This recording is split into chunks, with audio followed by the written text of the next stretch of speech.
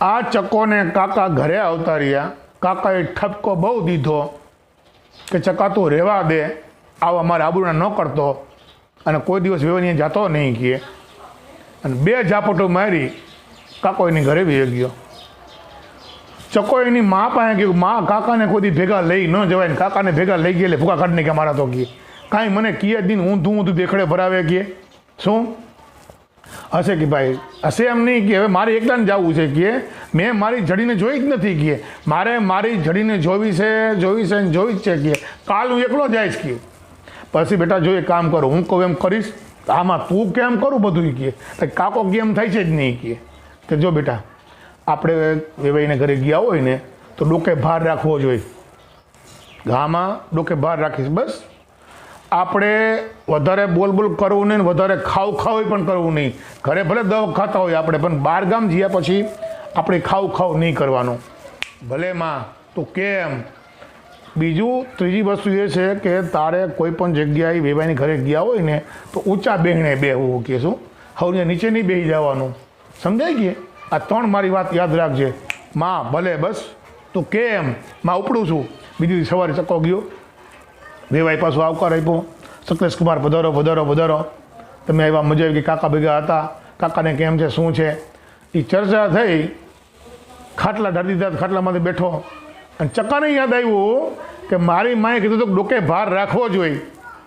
એટલે આમ નજર મીંડો ફેરવવા ફરિયાની અંદર એમાં એક જગ્યાએ પથ્થરના ઘંટુલા આપણે જૂના આવતા દેણું દરબારના માટેના એ ઘંટુલા ખૂણામાં પડેલા પડ 2 પથ્થરના.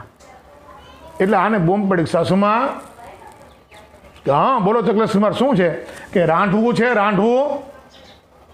હવે નહીં હાહુને એમ થયું કરું રાંધવું આ કુમારને શું કરવું છે કે હા છે કેમ દઉં હો. રાંધવું દીધું ચકાને, ચકો થયો ઊભો ગયો ખૂણામાં. ઘંટીલાનું જે પડ હતું એ પડમાં રાંધવો હોરું બાંધી ડોકમાં નાખ્યો ગાડીઓ. ઘંટુલાનું જે પડ હતું એ ડોકમાં નાખ્યું અને વાંકો થઈ ગયો. નાઈ મારી ગાંઠ વાંકો આમ રે હા ડોકે ભાર રહી ગયો. પછી એનાથી ઊંચું બેહણું બેવું પડશે. ખાટલો કર્યો અધર, ડોકમાં ઘંટીલાનો પડ છે, નેવા પકડીને મોભારે ચડીને બેઠો ઠીક. આ ઊંચું બેહણું કહેવાય છે. ડોકમાં ભાર છે, વાંકો થઈ ગયો છે, માથે બેઠો મોભારે.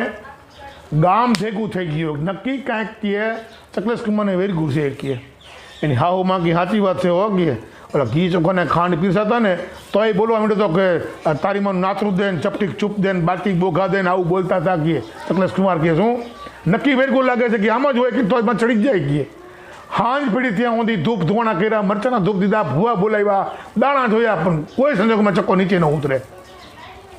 એક જણે કીધું 2 કામ કરો, 2 જણા તમે જાઓ ડોકમાંથી કે કાઢી નાખો બધું કંટ્રોલર પડ અને નીચે ઉતારો કે આ તડકામાં મરી જશે કે. તો વરી પાસે 2 જણા માથે ચીડા નીચે ઉતાર્યો, ડોકમાંથી બહાર કાઢી નાખ્યો. વાંકું ડોકું થઈને આમ આવ્યો, 2 થી 3 લોટા પાણી પી ગયો. પછી કે હા કે ચકલેશ કુમાર તને શું થાય છે કે કાંઈ નહીં. ડોકે વજન હતો આમ અધકચરો તો થઈ ગયેલો પોતે, ઘડી તે સ્વસ્થ થઈ ગયો, કોઈ વાંધો નથી, બહુ સરસ રેડી છે કે કોઈ ચિંતા કરતા નહીં. ગામડાવાળા બધા ઘરે ભેગે થઈ ગયા. હાંજ પડી એટલે જમવાનું કીધું એની સાસુમાએ કે કુમાર હવે જમી લ્યો હાલો આવો કે. વરી પાછવાની યાદ રહ્યું ખાવ કરવું નહીં કહે ના મને ભૂખ નથી કે ભૂખ નથી કહે સાસુમાં. બહુ આગ્રહ કર્યો તો ના પાડી. પછી એને ઘરનાની જડી આવી. હવે અહીંયા તલવટ ખાંડે તલવટનો વાટકો ભરીને આવ્યો એની જડી પોતાની પત્ની. સાંભળ્યું તમને કહું છું સાંભળ્યું તો કે શું છે આ તલવટ થોડાક ખાઈ લ્યો ને. પણ નથી ખાવા, પણ હવે થોડાક ખાઈ લ્યો ને, ભીખા છો અવાજના ખાઈ લ્યો ને. આગ્રહ કર્યો પણ ચકાય ના પડે, ખાવ કરવું નહીં. એની મમ્મીએ કીધું હતું, માએ કીધું હતું એટલે માનવું પડે, નહીં ખાવ ઠીક કે ઉતાર્યો. વળી ઘડીકથી ઉનાળાનો સમય હતો, કેરી ઘરમાં લાવ્યા હતા. વળી કેરીનું કીધું કેરી એકાદી 2 ખાવી છે, નથી ખાવી કીધું ને તો કે હોઈ જાઓ માથે ઓઢીને.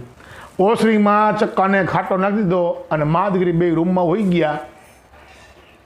અડધી રાત થઈને ચક્કર આમથી આમ આ ફરે ને આમથી આમ ફરે, ભૂખ લાગેલી અને હળીઓ પટ્ટી મીંડો કરવા ઓસરીમાંથી ફરિયામાંથી ઓસરીમાં રહોડામાં કરી ગયો અંધારો જબર, રહોડામાં કરીને મીંડોમાં ફાફા મારવા, ગોટલાને છોતરા એક ખૂણામાં પીડાતા છોતરા ખાઈ ગયો બધાય, વરી પૈસો મીંડોમાં ફાફા મારવા, લોખંડની ખાયણીમાં તલવટ ખાંડ્યો હતો ને એમાં હાથ નાખ્યો, મીંડું ખેડિયા ઉપાડીને ખાવા લાગ્યું, મીઠું નાખ્યું, મોઢું માલિક વરા અને મોઢું નાખીને મીંડ્યો જીભ ચાટવા ખાયણીમાં, લોખંડની ખાયણી તલવટ ખાંડેલો, ઠીક લાગ્યું.